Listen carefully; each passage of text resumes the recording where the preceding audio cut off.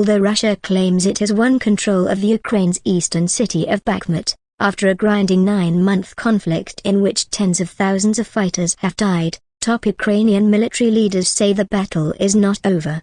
Ukrainian officials acknowledge they now control only a small part of Bakhmut. But, Ukraine says, their fighters' presence has played a key role in their strategy of exhausting the Russian military. And they say their current positions in the areas surrounding Bakhmut will let them strike back inside the 400-year-old city. Despite the fact that we now control a small part of Bakhmut, the importance of its defense does not lose its relevance, said Col Gen. Oleksandr Syrskyi, the commander of ground forces for the Ukrainian Armed Forces. This gives us the opportunity to enter the city in case of a change in the situation, and it will definitely happen. The fog of war made it impossible to confirm the situation on the ground in Bakhmut. Russia's defense ministry said Wagner mercenaries backed by Russian troops had seized the city, but Ukraine President Volodymyr Zelensky said Bakhmut was not being fully occupied.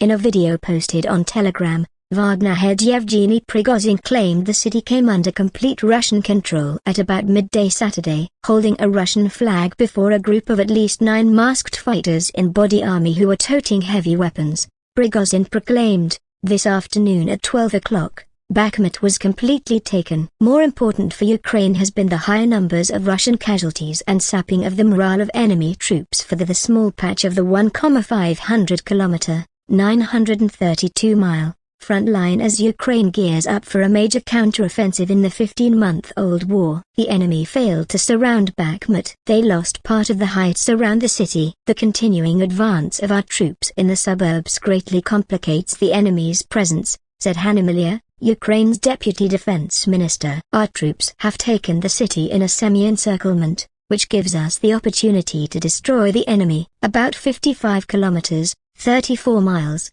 north of the Russian-held regional capital of Donetsk, Bakhmut was an important industrial center, surrounded by salt and gypsum mines and home to about 80,000 people before the war, in a country of more than 43 million.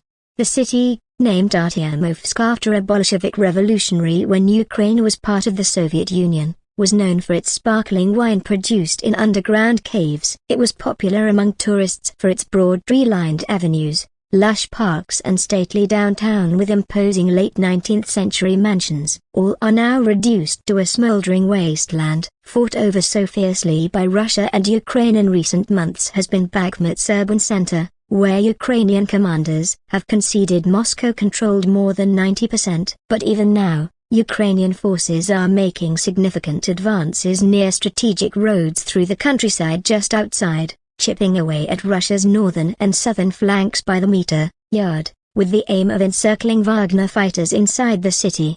Ukrainian military leaders say their months-long resistance has been worthwhile because it limited Russia's capabilities elsewhere and enabled Ukrainian advances. The main idea is to exhaust them, then to attack. Ukrainian Col Gen, commander of a specialized group fighting in Bakhmut, said Thursday.